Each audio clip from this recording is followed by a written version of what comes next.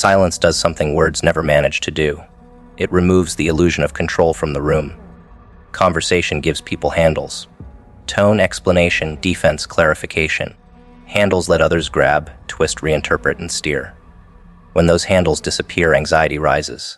The human mind hates undefined space. It needs signals to measure safety, status, and intent. When fewer signals are offered, the mind compensates by imagining them. That imagination rarely produces calm conclusions. It produces threat assessments. Silence forces others to confront uncertainty without guidance. That confrontation is uncomfortable because most people outsource emotional regulation to interaction. They feel stable when reactions are predictable. Remove predictability and their internal noise grows louder. This is not mysticism. It is nervous system mechanics. When external feedback drops, internal chatter spikes. That spike feels like danger. The panic is not about what was said. It is about the loss of reference points. Silence takes away the map. People used to navigating by reaction suddenly feel blind. Speech is often mistaken for strength because it feels active. Silence feels passive until you watch what happens next. The quiet presence does not chase agreement, approval, or resolution. It waits. Waiting shifts pressure outward.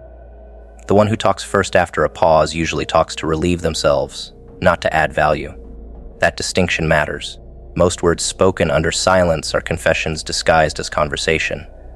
Insecurity fills gaps faster than confidence. Calm restraint exposes that difference without accusation. No argument is needed. The imbalance becomes obvious on its own. One side steadies, the other fidgets, one observes, the other performs. That asymmetry is where psychological leverage forms. Not from dominance, but from independence. When someone realizes they need engagement more than it is being offered, discomfort sets in. That discomfort often looks like irritation, sarcasm, probing, or escalation. All signs of lost footing. There is a reason composed individuals are described as unreadable. Reading requires data. Silence limits data. Without access to intention, motive, or reaction, people begin projecting their own patterns outward. Projection is a defense mechanism. It relocates internal tension onto an external target. Quiet individuals become screens. Whatever fear, guilt, or ambition lives inside the observer gets painted onto that screen. Suspicion replaces curiosity. Assumptions replace facts. This is where panic quietly begins.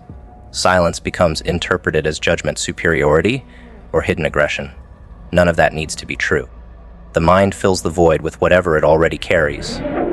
That is why speaking less often makes others reveal more about themselves than about the quiet figure. The reaction says more than the silence ever could. Another uncomfortable truth surfaces here. Many people rely on verbal engagement to feel real. Attention confirms existence. Response confirms relevance. Silence interrupts that confirmation loop. When attention is not mirrored back, identity feels threatened. This is why calm restraint can feel insulting to those who depend on being acknowledged. The lack of response reads as dismissal, even when none was intended. That perceived dismissal triggers panic because it touches something primal. Social creatures fear exclusion. Silence can feel like exclusion without explanation. The instinctive response is to regain attention at any cost. Louder speech, sharper words, provocation, testing boundaries, anything to force engagement. The quiet presence becomes the gravitational center without trying to be. Everything starts orbiting it, even hostility. There is also a hierarchy hidden inside conversation. The one who speaks less usually listens more. The one who listens more gathers information. Information compounds. Over time, patterns emerge, inconsistencies appear. Silence sharpens perception. Words often blur it. This is why experienced negotiators, leaders, and strategists are comfortable with pauses. They understand that silence creates informational advantage. The more someone talks to fill space, the more they reveal. Values slip out, fears surface, intentions leak. The quiet observer does not need to ask questions. The room answers on its own. That dynamic unsettles people who are used to controlling narratives through speech. They sense exposure. That sensing manifests as tension, not understanding. Most people are conditioned to explain themselves reflexively. Explanation feels safe. In reality, constant explanation erodes authority. Authority rests in assumed legitimacy, not defended legitimacy. Silence implies self-validation. It suggests that approval is not being sought. That suggestion destabilizes people who build influence through emotional leverage. Without explanation to dissect or distort, they lose tools. Accusations fall flat when unacknowledged. Provocations collapse without reaction. The absence of engagement denies escalation fuel. This is why panic rises. The usual levers stop working. Silence quietly removes options from the table. There is an internal shift that must happen for this to work. Silence without inner calm is brittle. It cracks under pressure. True restraint comes from settled nerves. When the nervous system is regulated, words are chosen rather than discharged. Speaking less becomes natural, not forced. That internal steadiness is perceptible. Others feel it even if they cannot name it. It reads as confidence without display. That kind of presence disrupts power games because it refuses to participate. Refusal is different from resistance.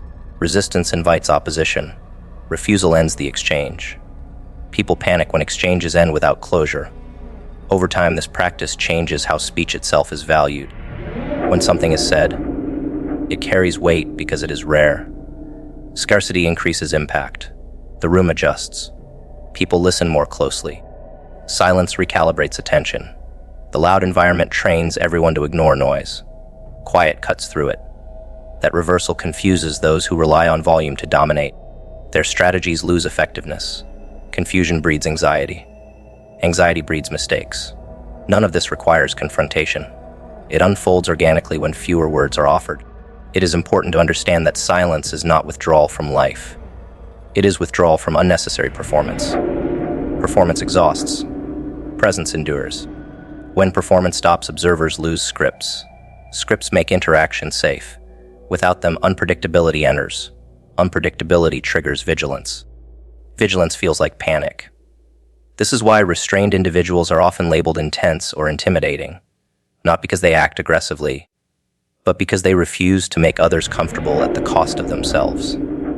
Eventually, the realization sets in for those watching. The quiet presence does not need them. It does not need validation, reaction, or acknowledgement. That independence is the true source of discomfort. Dependence seeks mirrors. Independence needs none. Silence becomes proof of that independence. Panic is simply the response of fragile systems encountering something they cannot influence. Speaking less usually starts after someone gets tired, not after someone gets smart. It begins on a random day, when another pointless argument happens at work, or another long message is sent that no one really reads, or another explanation is given that changes nothing. The body feels it first: tight chest, heavy head, a sense of being drained after talking instead of relieved. Words start to feel expensive. That is when silence sneaks in, not as a plan, but as self-protection. Fewer opinions get shared. Fewer reactions are offered. Conversations become shorter. At first, nothing dramatic happens. Then people notice. The same coworkers who ignored long explanations suddenly ask if something is wrong. Friends who barely listened before now ask why replies are shorter. The silence itself becomes the topic. This is where discomfort starts. Not because something bad happened, but because the usual pattern broke. Everyone was used to constant availability, constant responses, constant emotional effort. When that stops, even slightly, it feels like something is missing. Panic shows up quietly, disguised as concern or curiosity. In daily life, most people talk to keep things smooth. They talk to avoid awkwardness, tension, or misunderstanding. Silence removes that cushion. Without it, small interactions feel sharper. Someone sends a passive-aggressive comment and expects a reaction. Nothing comes back. The moment stretches. The sender reads their own words. Doubt creeps in. Maybe that comment went too far. Maybe it sounded worse than intended. The panic is not loud. It is internal. Silence forces people to sit with what they said instead of immediately moving on. That is uncomfortable because most people rely on quick back and forth to dilute responsibility. When the exchange stops, responsibility stays right where it landed. Speaking less does not accuse anyone. It simply refuses to clean up after them. That refusal changes how people behave very quickly. Energy changes fast when words are reduced. Less explaining means fewer arguments. Fewer arguments mean less emotional exhaustion. Evenings feel quieter. Sleep comes easier. Mornings feel lighter. This change is noticeable, especially to people who are still stuck in constant emotional noise. They feel the difference even if they cannot name it. Conversations start to feel one-sided to them. They talk more, they over-explain, they fill gaps with extra details. Panic creeps in because balance shifted. Before, energy flowed both ways. Now it feels blocked. Silence becomes a wall they did not expect. Walls make people nervous because they remove access. At work, this shift is easy to see. The employee who used to explain every decision stops doing it. Meetings become shorter for them. Emails become direct. No extra justifications. No apologies for doing their job. Managers notice. Some respect it. Others feel challenged. Not openly, but internally. Silence reads as confidence even when it is just calm. Panic appears as micromanagement or sudden check-ins. Questions that never existed before start appearing. The silence did not create the tension. It exposed it. The lack of words removed the distraction that kept deeper discomfort hidden. In friendships, speaking less often reveals imbalance. Some friendships survive on constant contact. Messages all day. Calls every night. Emotional dumping without pause. When one side goes quiet, the other feels abandoned. Panic shows up as guilt messages, jokes about being replaced, or sudden demands for reassurance. Silence does not argue back. It does not defend itself. That is what unsettles people. They are used to being met halfway. When halfway disappears, they realize how much they relied on access rather than connection. The quiet presence forces that realization without saying a word. Family settings react strongly to silence. Families are built on roles: the explainer, the peacemaker, the emotional sponge. When one role goes quiet, the system breaks. Silence at the dinner table feels heavier than shouting ever did. Questions start flying. Accusations hide inside jokes. Panic grows because old patterns no longer work. Silence becomes labeled as attitude or disrespect because it cannot be controlled. In truth, it is simply withdrawal from unnecessary conflict. That withdrawal removes predictability.